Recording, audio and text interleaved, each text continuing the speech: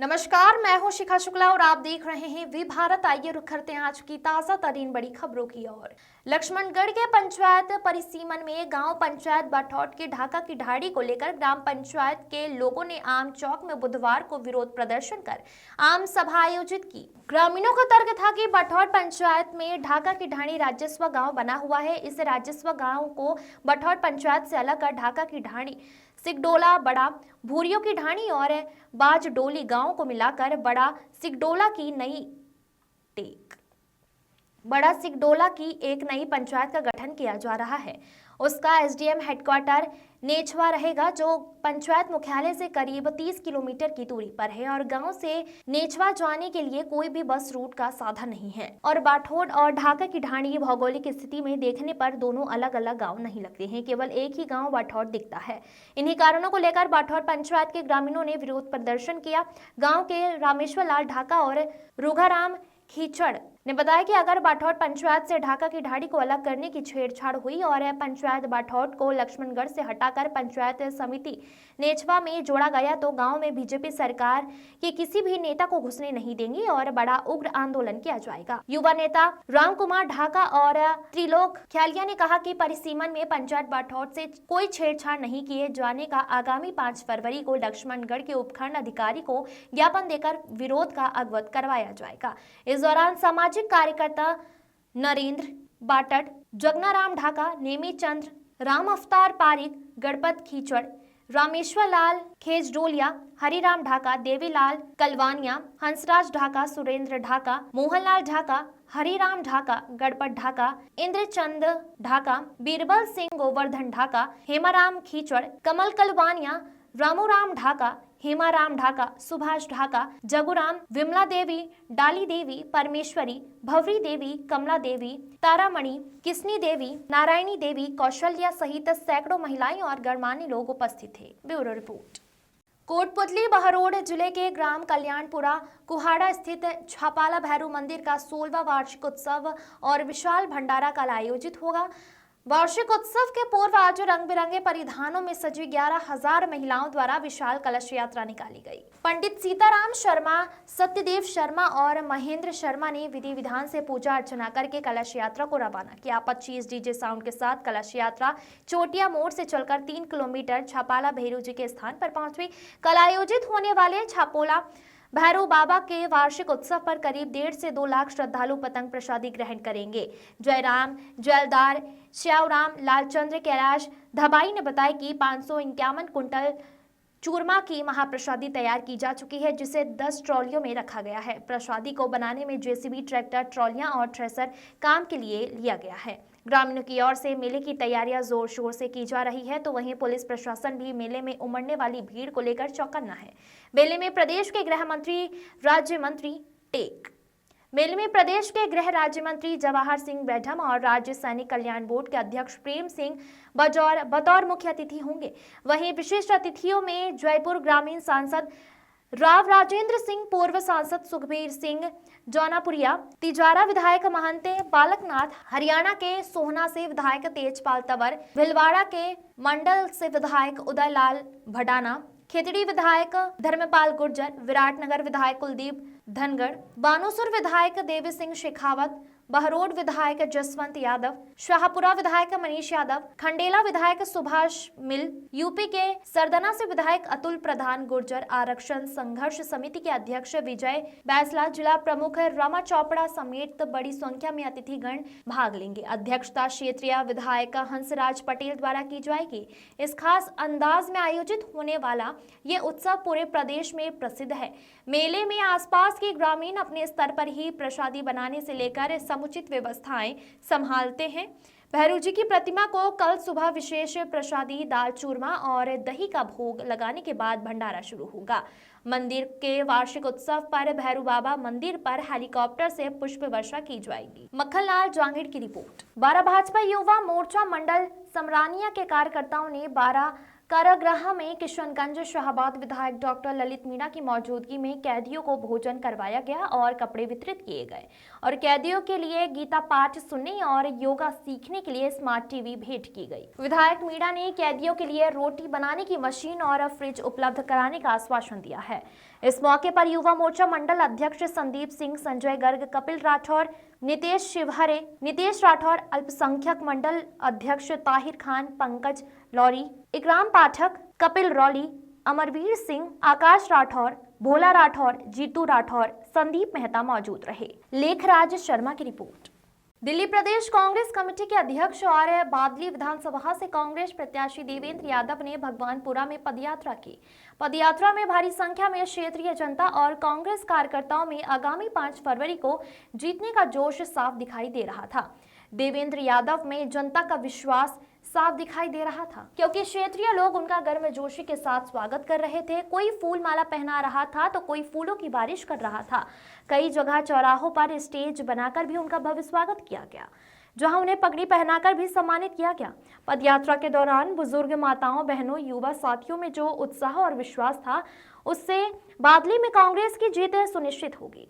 मौजूद लोगों ने कांग्रेस पार्टी को प्रचंड बहुमत देकर विजयी बनाने का संकल्प भी लिया है और कहा, हम सब मिलकर बादली के बेहतर भविष्य का निर्माण करेंगे। देवेंद्र यादव ने कहा कि मैं बादली के लोगों को समर्पित हूं। पहले भी मैंने यहां जनता का प्रतिनिधि होते हुए काम करके दिखाया है और 8 फरवरी को जीतने के बाद बादली का काया पलट करने के लिए काम करूंगा। मैं लगातार लोगों से मिल रहा हूं। लोग अपनी परेशानी और दुख मुझसे साझा कर रहे हैं। कैसे पिछले 10 वर्षों में किसी ने उनकी ओर देखा नहीं। सुविधाएं देना तो दूर, जो कुछ था धीरे धीरे सब खत्म कर दिया है।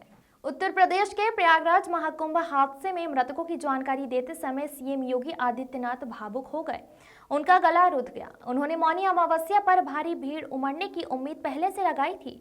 तमाम आयोजनों में 10 करोड़ श्रद्धालुओं के आगमन की बात कही जा रही थी। इसके लिए तैयारी भी किए जाने का दावा किया, लेकिन मंगलवार को उमड़ी भीड़ को नियंत्रित करने में सफलता नहीं मिली। इस कारण महाकुंभ मेला में दुखद हादसा हुआ। सीएम योगी आदित्यनाथ ने इस हादसे को लेकर कहा कि इस पर सवाल उठेंगे, लेकिन हमारी सरकार और प्रशासन की ओर से इस हादसे से निपटने की। प्रयागराज महाकुंभ में श्रद्धालुजनों की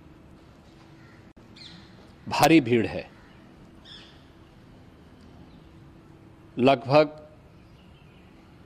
8 से 10 करोड़ श्रद्धालु इस समय प्रयागराज के अंदर मौजूद है। कल भी 5.5 करोड़ श्रद्धालुजनों ने महाकुंभ का स्नान किया था। ये जो भारी दबाव श्रद्धालुजनों के कारण और श्रद्धालुओं के संगम नोच पर जाने के कारण वहाँ पर एक बना हुआ है, लेकिन पूरा प्रशासन मौके पे वहाँ मौजूद है। रात्रि को 1 से 2 बजे के बीच में अखाड़ा मार्ग पर, जहाँ पे अखाड़ों के अमृत स्नान के दृश्य से बैरिकेड्स भी किए गए थे, तो बैरिकेड्स को फांद करके आने में कुछ श्रद्धालु गंभीर रूप से घायल हुए हैं। उन्हें तत्काल हॉस्पिटल में पहुंचा करके उपचार आदि की व्यवस्था उनके लिए की गई है। उनमें से कुछ श्रद्धालु गंभीर रूप से घायल हैं। लगातार प्रशासन स्थानीय स्तर पर श्रद्धालुओं की सकुशल स्नान कराने के दृष्टि से रात्रि को कल सायंकाल 6:30-7 बजे से ही मौनी अमावस्या का मुहूर्त प्रारंभ होने के बाद से ही लगातार लगा हुआ है। प्रयागराज में महाकुंभ में श्रद्धालुजनों के सकुशल स्नान करने, अमृत स्नान के लिए देश भर से आए हुए श्रद्धालुजनों की व्यवस्था के लिए, उनके कुशल क्षेम के लिए आदरणीय प्रधानमंत्री जी का प्रातःकाल